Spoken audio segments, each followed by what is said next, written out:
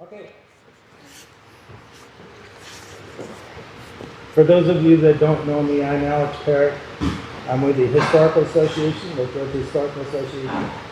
And so I'm here to introduce Bea Roman. And so her talk is going to be on Shirley McFerson, of course. And so she only, I won't take much of any of her thunder. I try not to take any of her thunder about Shirley and how she got into doing this for Shirley. But Bea. Thank you. Bea is local, Queensbury and Glens Falls. And so she started in 2017 doing research on Shirley. And so she and you and Stan did this? It's my book. Yeah. Bea wrote this book. So it's a storyteller's book. And as many of you know, Shirley McFerson was a storyteller. And unfortunately, I never got to see or hear any of her stories that she had. But she worked at the library also as the librarian. And so I suspect she probably spoke over there too with her stories. So without further ado, I'll let Bea take it from here. And it should be interesting. Thank you. Thanks. So we do have books for sale in the bookstore. Oh. You might wonder why I have the title as At Your Service, Shirley McFerson, the McPherson Family, and a Cast of Thousands. As I go along, you'll understand why it includes a cast of thousands. This writing journey started sometime in early 2017 when the Chapman Museum staff and volunteers were preparing for the annual cemetery tour, which highlights the lives of past Glens Falls area residents, supported by extensive research and directed and reenacted by local thespians. At that time, this yearly event was co-hosted by the Chapman Museum and the Glens Falls Community Theater. The Chapman provided the researched material and some period costumes, arranged the tour route for notable personages buried in our local cemeteries, arranging for and sharing costs for golf cart rentals. The Glens Falls Community Theater for many years provided the script writers, directors, actors, and other period costumes for the event, all voluntarily. Since 2023, it is the sole responsibility of the Chapman Museum staff, with community volunteers and community donors who research biographical and historical materials, write and recruit local script writers, recruit reenactors, and provide period costumes. The riding and walking tours are organized with the gracious help of the two largest local cemetery staffs and area sponsors. Each presentation is recorded on video by sponsors and can be seen on the Chapman's YouTube channel. So you can go back and see prior cemetery tours on their YouTube channel.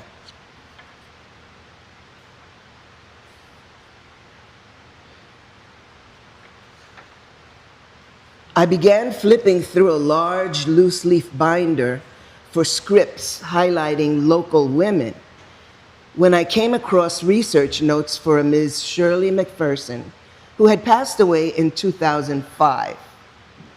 She was one of the most recently deceased people previously researched by the Chapman, and no script had yet been written for her.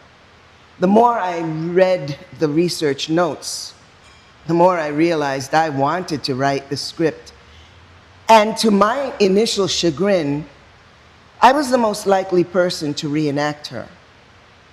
You see, Shirley McFerson was of African American ancestry, and I happened to carry a splendid cornucopia of DNA. I'm going to read you my DNA because it's quite interesting. I'm 17% from Spain, 15% from Portugal, 13% from indigenous Puerto Rico, 10% Benin and Togo, 8% Western Bantu peoples, 8% Basque, 6% from Denmark, 6% from Germanic Europe, 5% from Ivory Coast and Ghana, 3% from Cameroon, 2% from Mali, 2% from Nigeria, 1% from Senegal, 1% from Central West Africa, 1% Indigenous Americas, Colombia and Venezuela, 1% Sephardic Jews, and 1% from Wales. That's me.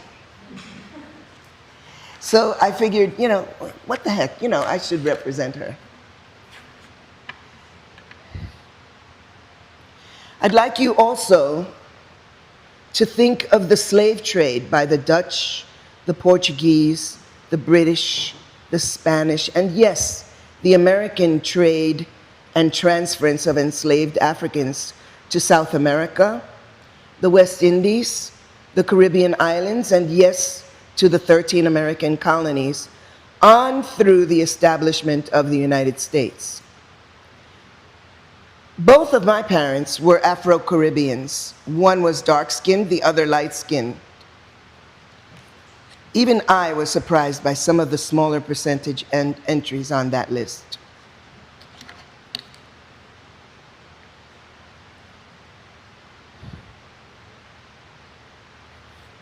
Miss Shirley McFerson, that's her storytelling at her finest. But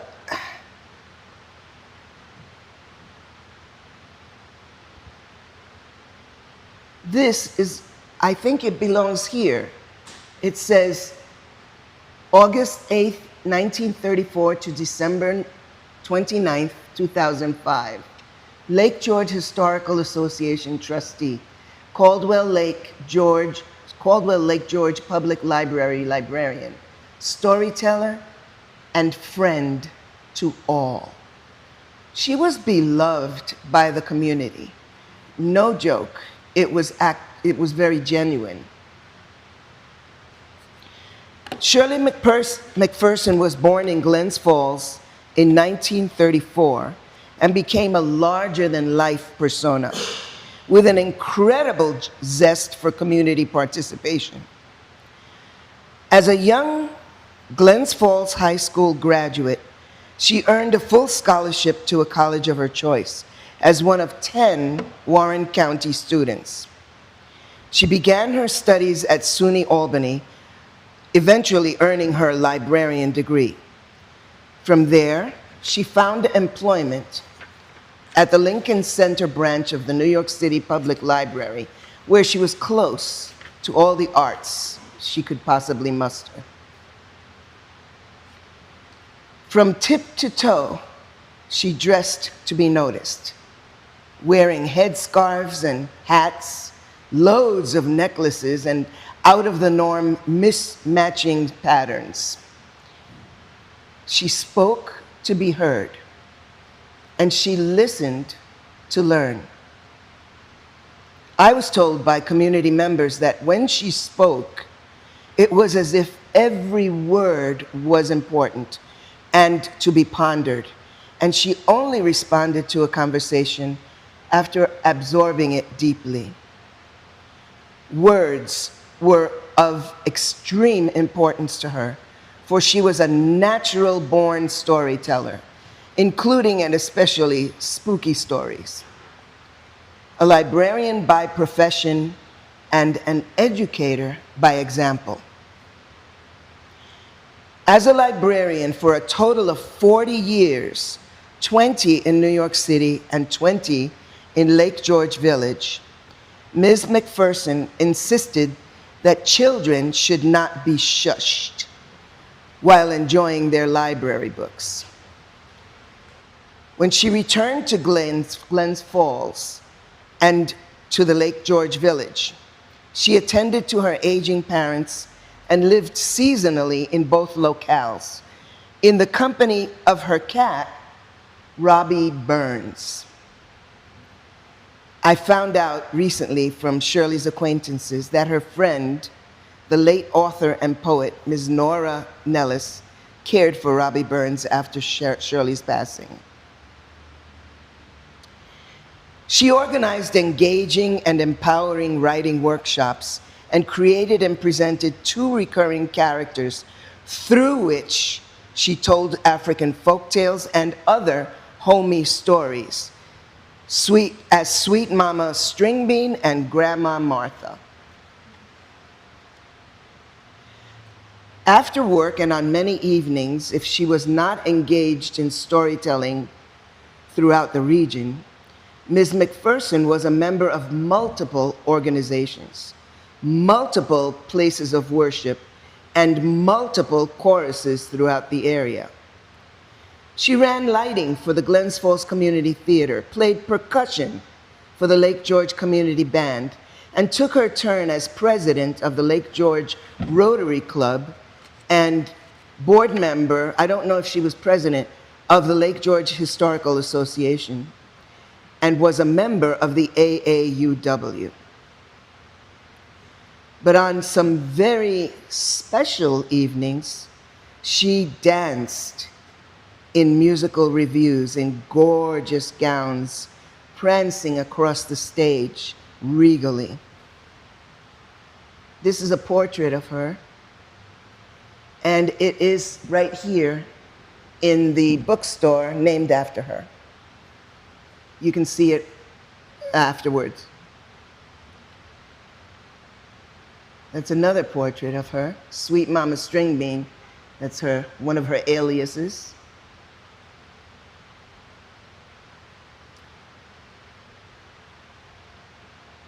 And that's another picture of her in costume, ready to dance.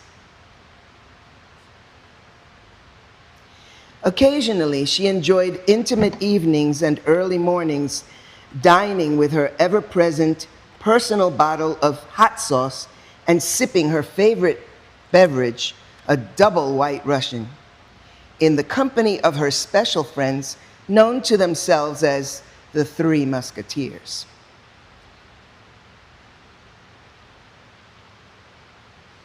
Today, the bookstore at the Lake George Historical Association,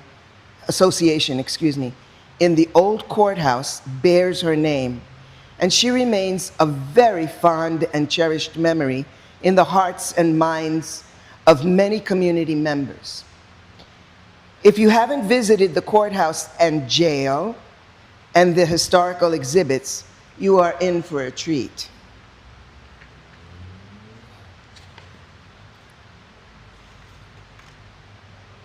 This is me at the 2017 cemetery tour, portraying Shirley and giving it in storyteller form. This is at the Pine View Cemetery in Queensbury. And I titled the script, The Shoulder Rider, because she rode on many shoulders. Shirley and her family were genuinely beloved and deeply missed. And community members have told me they really enjoyed seeing and hearing her again, in quotes, when I reenacted her.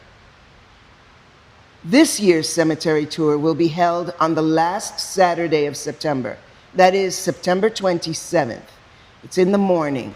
Save this date, and if you've never attended the Chapman Cemetery Tour, you are in for a wonderfully entertaining and informative morning. I have written a read-aloud book for children and adults titled The Shoulder Rider, A Storyteller's Tale.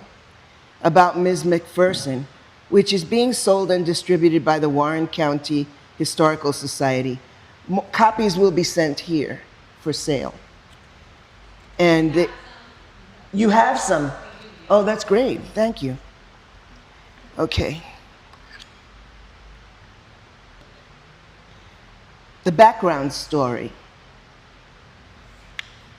Not one of us is an isolated entity, and Shirley McFerson was no exception. She was the only child of Samuel Pinky, a tall, impressive figure, and Dorothy, Mrs. Mack, McPherson, his opposite in stature. She hailed from the North Country. Her father, Shirley's father, Samuel, and her uncle Elmore were brought to Glens Falls, New York from the South as young boys. Most likely they were part of the Great Migration, which took place internally in our country during the years 1910 and 1970. That migration involved 6 million African Americans seeking relief from inhumane economic and social conditions, in addition to rampant racial discrimination and commonplace lynchings.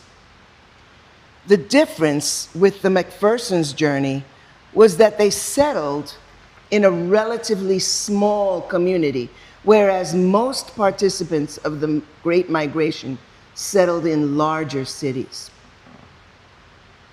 As accepted and respected community members, the enterprising brothers Elmo and Pinky were eventually able to establish a hotel, bar, and lounge right on Glen Street, the main street of Glens Falls, at the very top of the ascending hill rising from the Hudson River and across from the imposing Sawyer Building.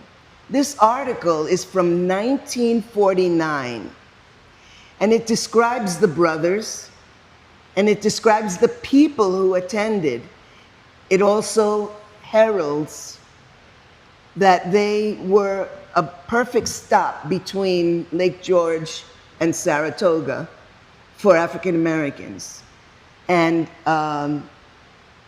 but the last column has who attended their emporiums.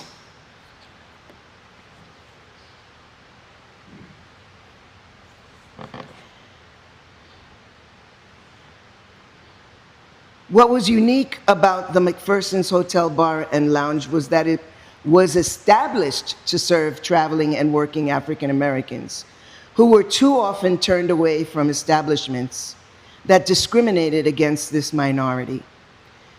Tasty Southern dishes enticed local residents, black and white, to patronize their bar and restaurant. And the brothers began advertising not only locally, but in the widely distributed Negro Motorist Green Book, which listed hotels and motels that were welcoming to darker-skinned humans and allowed for safer traveling.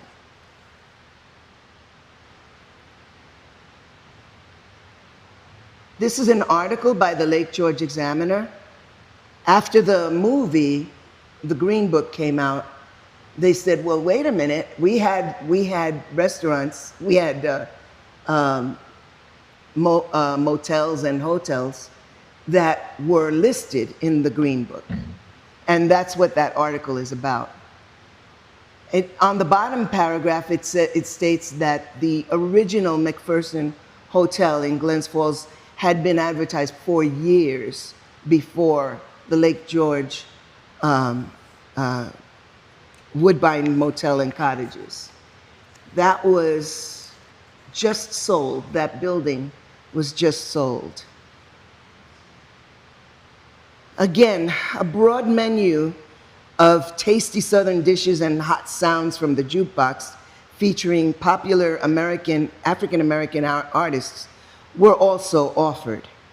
Guests at their motel included famous musicians such as Count Basie, Ella Fitzgerald, Duke Ellington, and many others who could entertain adoring patrons in the many venues of the Lake George area, but could not reside in those establishments.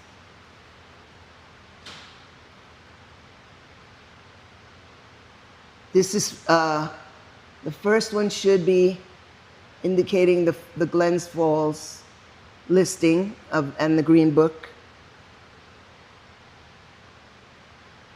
And the second page lists the Lake George listing in the Green Book. Were they open at the same time? Were they open? No, the Lake George one was opened much later. Yeah, later.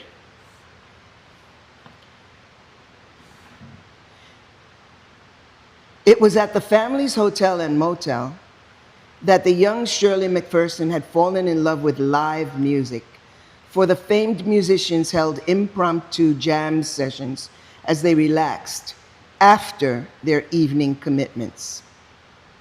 The rest you know.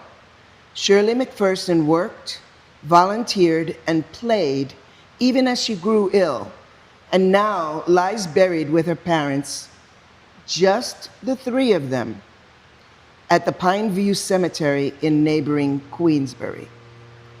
I emphasize just the three of them because they enlisted an extended family, they recruited extended family from the South to work in both the hotel and the motel. And they all left, but not Shirley and her parents.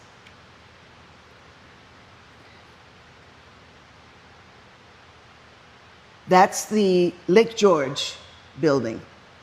That's the Woodbine Hotel and Cottages.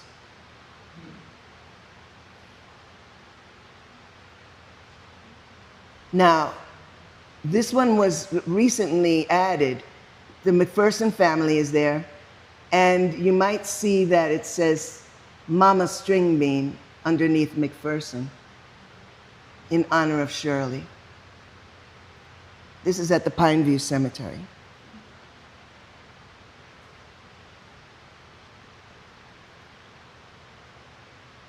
Now, I started thinking about the way the McPherson family rallied to provide a service for African American travelers. By the way, I didn't mention that baseball teams from the Negro League also came and stayed at their hotel and motel. So yeah, they had a lot of business, actually. They did very well until they couldn't handle they got old enough to not be able to handle the business.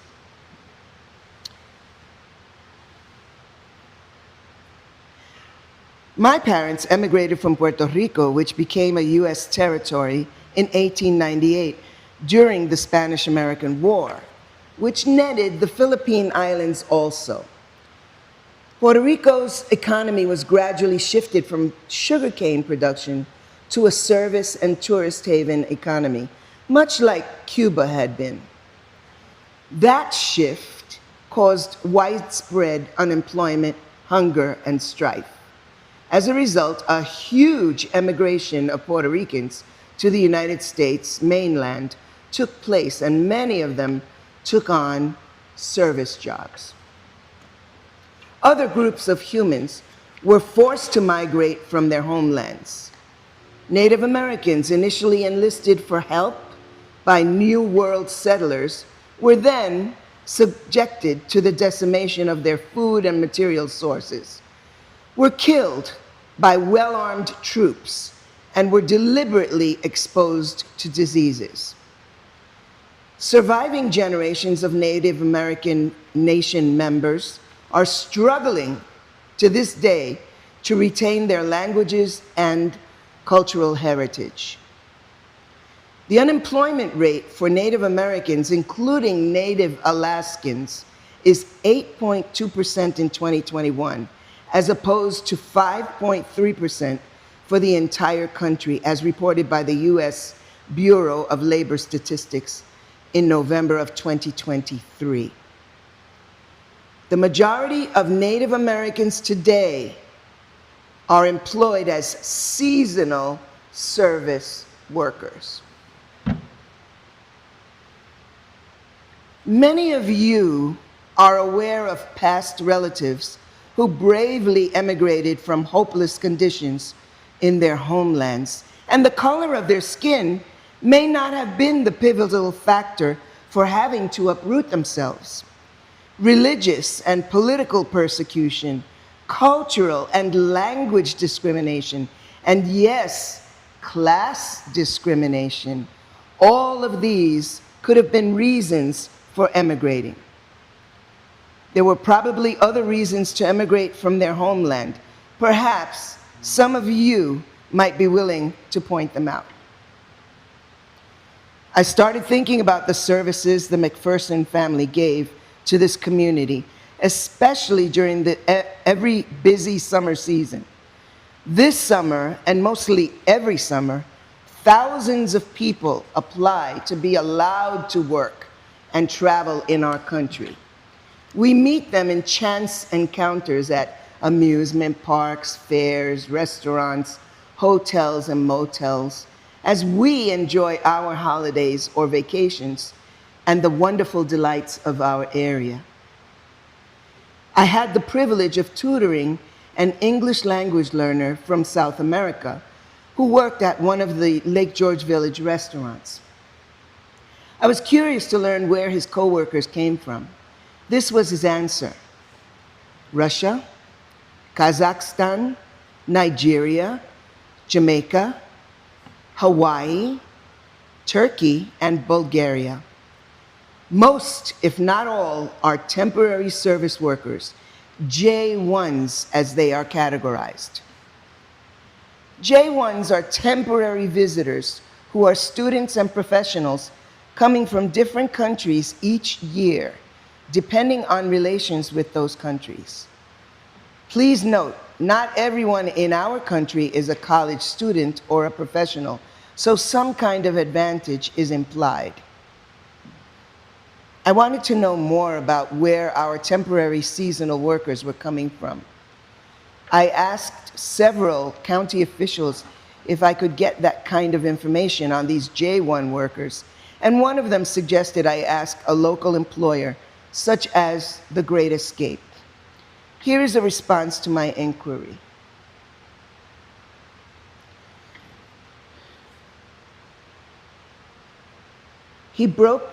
This gentleman, Matthew Poland, broke down the list of people from different countries in that particular year. I believe this was probably 2023.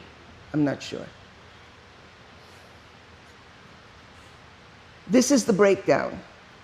83% are local, permanent, but the rest come from those countries that you see up on the board.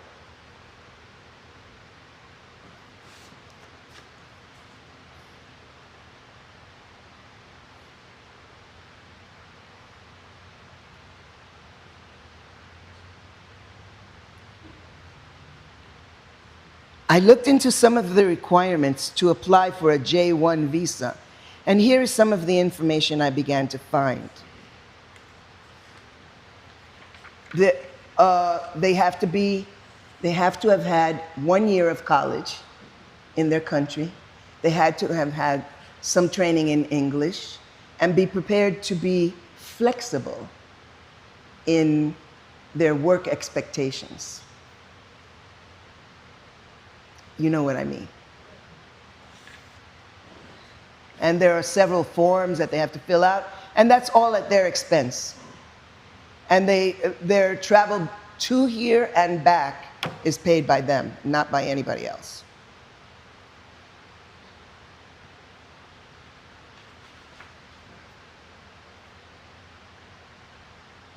There's more of the requirements. It's a little clearer on this one.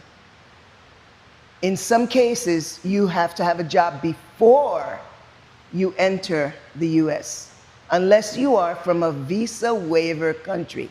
Now, I wanted to know what that was, a visa waiver country.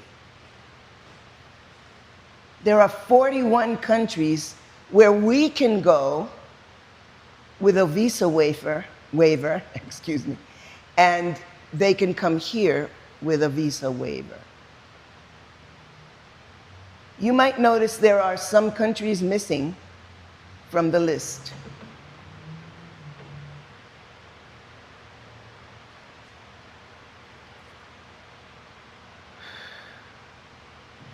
I have not done research about countries that do not have reciprocal relationships with the United States and can only imagine the difficulties an applicant will encounter, such as prearranged employment.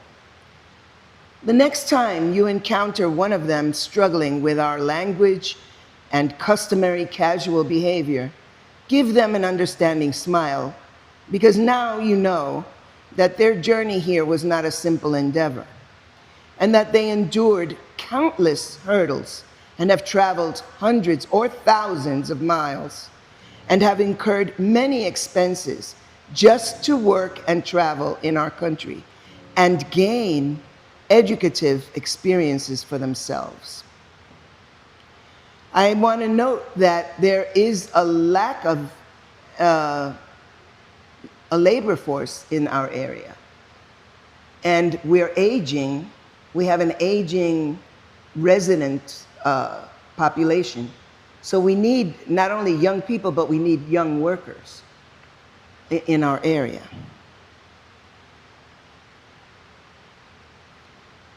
In the same way that air and ocean currents ebb and flow over our precious planet, humans have traversed back and forth over lands and seas for millions of years. It can be a humbling experience to research and remember their journeys long ago. It is on their anonymous shoulders that we stand today.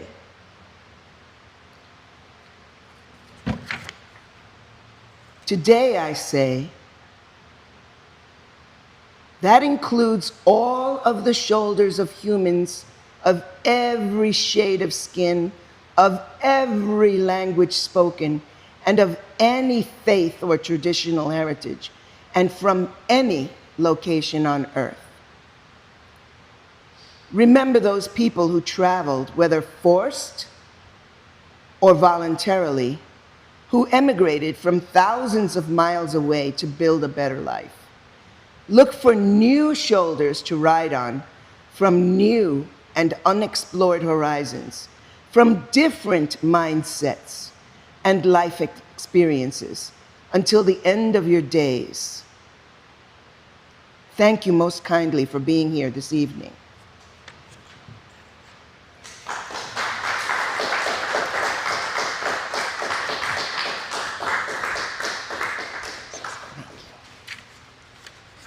Okay. Thank you, Shirley. If you have questions, please ask, and I'll bring this to you. Okay? You just called me Shirley. She just. Oh, I did. That's cute. Sorry, B. Sorry. Any questions? You got to work with J1 students? Did you work with J1 students? No, I did not. But Weowaka has almost everywhere you go in Lake George has J1s. Yeah. The Holiday Inn has J1s Yeah. Oh, serving you for the dinner theater. Yeah.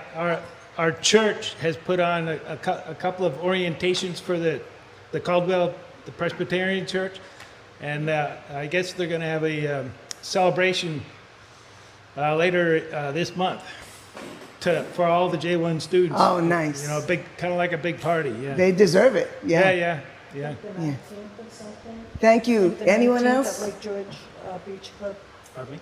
I think it's the 19th at Lake George 19th. Beach Okay, Club. yep. And it's a lot of the people from St. James that are helping Right. support. Yep. James, me too. Yep. That's right. Any other questions or comments? What is the status of the Woodbine buildings? Well, it was just now. just sold. You can still see the building on Dieskau. I don't know how to pronounce it. We live 3 blocks from Yeah. it. Dieskau Street. Diasco. It's just off of Canada Street. And you'll still see the cottages and the main motel. Yeah. They say it's haunted. but it's still there. They haven't knocked it down, thank goodness. But somebody, a new owner has it. Do we know their plans for the? Say that They're not again. going to knock it down. I hope. I hope not. No, I don't know that they want to knock it down, but it's a beautiful Victorian house. Yeah.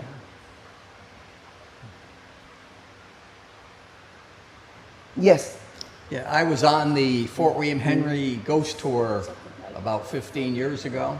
We went into that building. Allegedly, there was supposed to be some stove or something in the kitchen that was haunted. I'm not quite sure how Right. that works. But it seemed like the building interior would be very tight, not a lot of space. There was a bar set up but not a very large space. Do you have any information on just how large or how many people could fit in there back in the day? No, but all I know is that Mrs. Mack took care of the bar. She was tough. She was a tough cookie. So she watched over the bar. And Sam Pinky was in the kitchen cooking. And every end of season at the Woodbine Motel, they would hold a community picnic and empty out anything left over in their storage, you know, any food. So that was open to the public. I know that because people who have been there have told me. Yeah. Was there a black community in Lake George during that time? I am not aware that there was. I know that their relatives were here. I don't know where they lived. There is a black community in Glens Falls, and they circulate mostly around their church, not necessarily all over Glens Falls. They're insulated. I had an argument about that, you know. There was a black community in Witherby. They worked in, what was their, was it mine? Where's Witherby? Witherby's north of here. North, And there was a black community there. I didn't know that, yeah. Well, that's good to know. But Yeah. they were separated. They were separated. They were but separated. There were people who would come down because we had Dr. Alice Green from Albany came and spoke with us last year, and she talked about growing up in Witherby and coming down to Lake George to work for the summer. And being, I think she had to sleep in a barn. They wouldn't let her sleep in the main house. Yep, still separate Yep. and not necessarily equal. Yes. Back in, I think it was Hold on a minute. maybe it was the early, sorry. Back in the early aughts, there was a food truck guy near the Hyde, and it was called Soulful Chef Izzy, and he died under very mysterious circumstances. He was hanged, what, right? That, I heard that's what about we him. heard. Yeah. And it was a mystery. Nobody ever solved it. So we don't know. And that was in Glens Falls, if I remember correctly. Yeah. Yeah. But it's been very nebulous. Well, we have a little contact with a relative of his, and she's trying to see if any more information could be coming out of it, and also she might write a documentary. When was that? Was it in the 90s? Was it in the 80s? It was maybe the very early aughts. I would say maybe 2002, 2003. Okay. Yes, It's quite a while.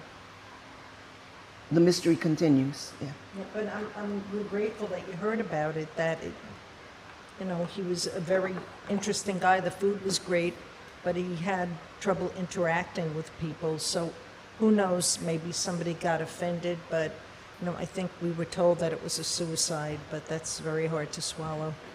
Well, I hope you learned a little bit more about Shirley and her family and about J1s.